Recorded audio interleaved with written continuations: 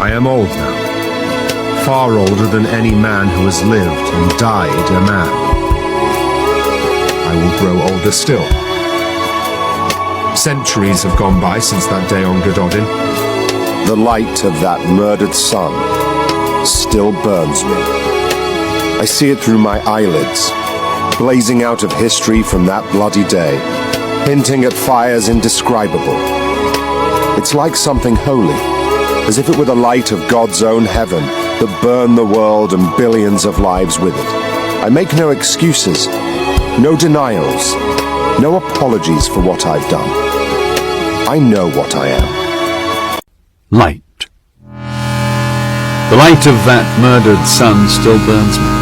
I see it through my eyelids, blazing out of history from that bloody day. I make no excuses, no denials, no apologies for what I have done. I know what I am. During the war I was Hadrian half-mortal and Hadrian the Deathless. After the war I was the Sun-Eater. I have been many things: soldier and servant, captain and captive, sorcerer and scholar, and little more than a slave. But before I was any of these, I was a son. Beings in a mob. What's a mob to a king? What's a king to a god? What's a god to a non-believer who don't believe in anything? Trust in me. I will rise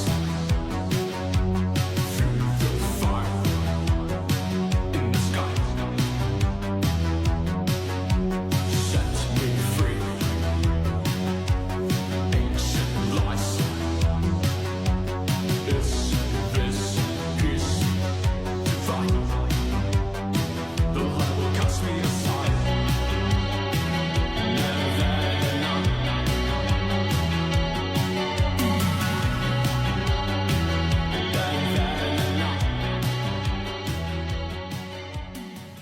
I make no excuses, no apologies, no denials for what I have done.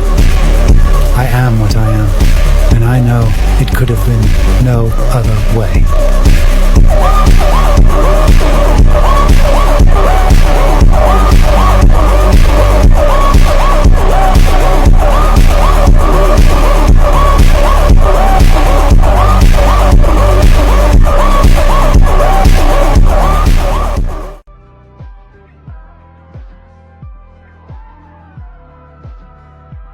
To human eyes, I was only a knight, but I had bested Aranata and Ulurani both. I had bested Yubalu and Bahude. I was Aita, the only human to carry that title, and so I was, to the Cielci, the prince of the princes of men. You will not let me be forgotten, because you want to know what it was like to stand aboard that impossible ship and rip the heart out of a star. The light of that murdered sun still burns me. I see it through my eyelids, blazing out of history from that bloody day, hinting at fires indescribable. It is like something holy, as if it were the light of God's own heaven that burned the world, and billions of lives with it. I've lost control, I remember thinking. Somewhere in all this, I lost control. We are not always the authors of our own stories. Some of us never are. I think that is what we struggle for, the command of our own lives. We struggle against our families, against the state, against nature, against our own weakness, all that we might choose for ourselves if only for a moment, if only once. But Basanda Lin had chosen for me and set my feet upon the path. Light. The light of that murdered sun still burns me. I see it through my eyelids, blazing out of history from that bloody day, hinting at fires indescribable. It was like something holy, as if the sun were torn asunder, and it was the light from God's own heaven that burned that world, and billions of lives with it.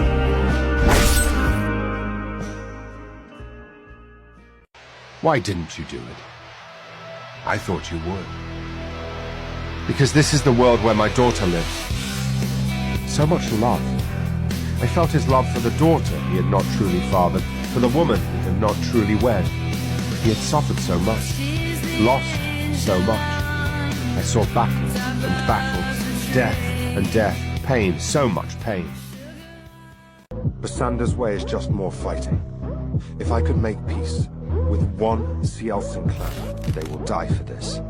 By Earth, I swear it. It had not known what gift the Quiet had given me.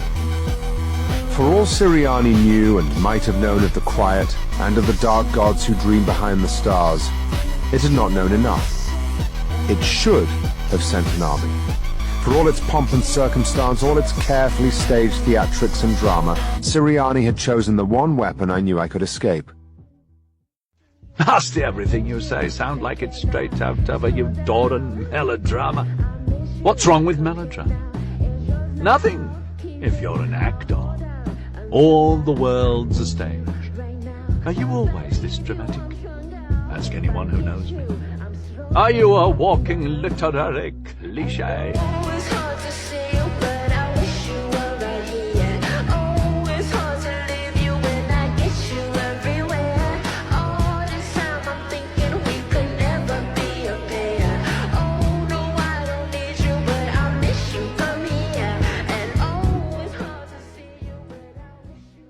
I've lost control, I remember thinking. Somewhere in all this, I lost control. We are not always the authors of our own stories. Some of us never are. I think that is what we struggle for. The command of our own lives. We struggle against our families, against the state, against nature, against our own weakness. All that we might choose for ourselves, if only for a moment, if only once. But Basanda Lin had chosen for me and set my feet upon the path. It was an arm armored in white ceramic, its bicep cloven clean through with a high matter sword. My arm. Liquid blue metal shone bright as a full moon. Again, I didn't feel the blade as it bit into my neck. I felt nothing at all. I tried to scream, but my lungs were gone. My body was gone. My eyes bulged and I fell, tumbling back and sideways, vision beginning to darken at the edges.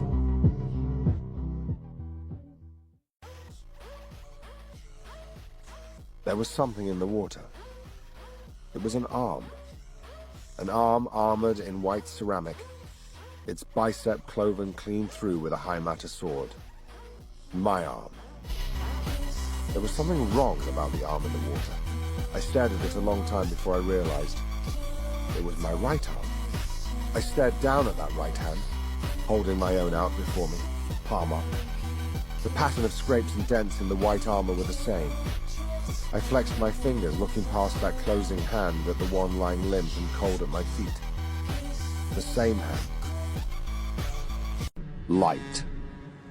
The light of that murdered sun still burns me. I make no excuses, no denials, no apologies for what I've done.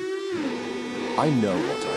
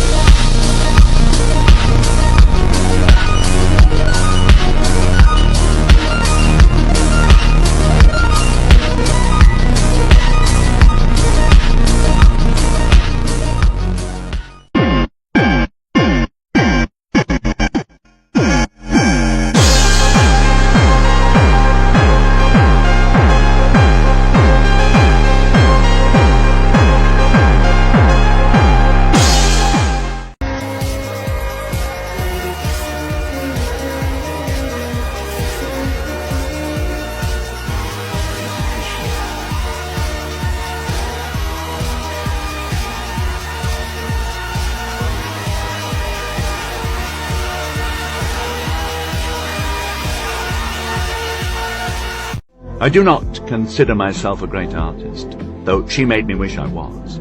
I could not have known at this first meeting how many times I would fail to capture her, in charcoal and in life. The brazen declaration of her, the pride in that upturned chin, the pointed nose, and the tidy carelessness that put her above the opinions of lesser men.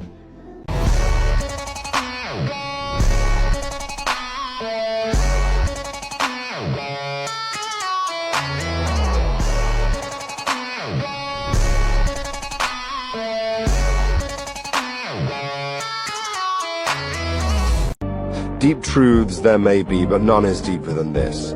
Those lost to us do not return, nor the years turn back. Rather it is that we carry a piece of those lost to us within ourselves. Thus, ghosts are real and we never escape them. Turning and turning about, I realized I had lost my place.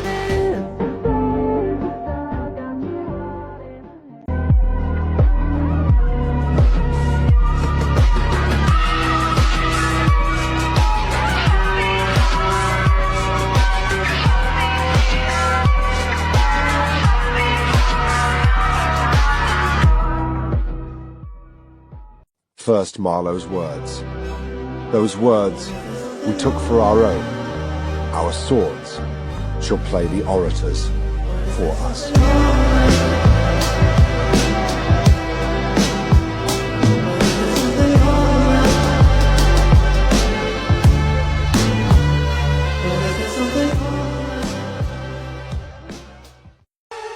I am Hadrian Alexander Marlowe of Delos and the Star Victoria, Lord Commandant of the Manhwa Red Company.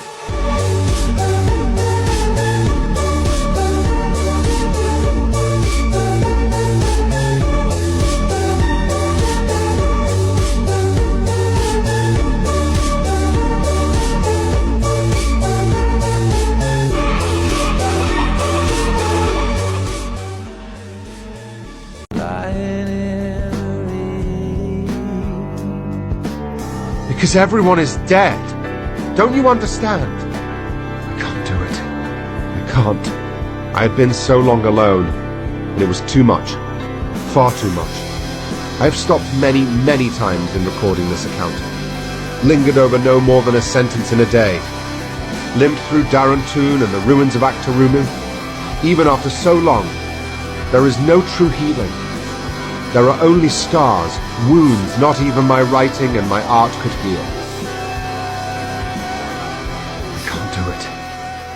I can't. Where did all of it begin? Was it there? No. It doesn't matter where. Everything happened as I willed it. Everything begins here.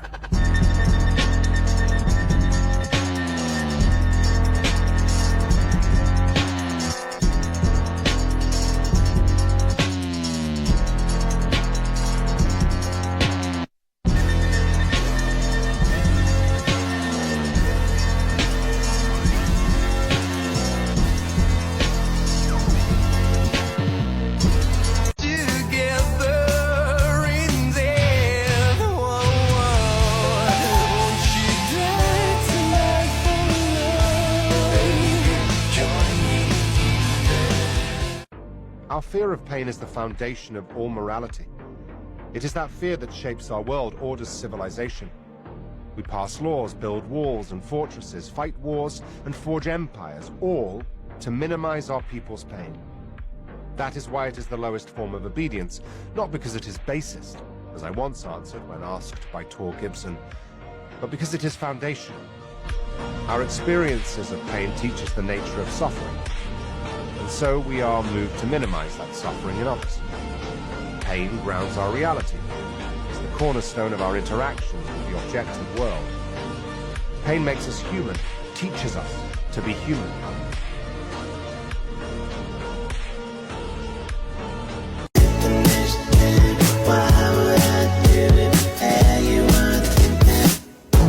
Laugh spews from between my teeth.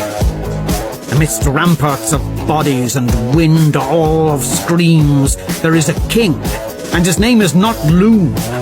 It is Reaper. The light of that murdered sun still burns me. You'll not let me be forgotten because you want to know what it was like to rip the heart out of a star. If you only knew the power of the dark side, Obi-Wan never told you what happened to your father. He told me enough. He told me you killed him. No.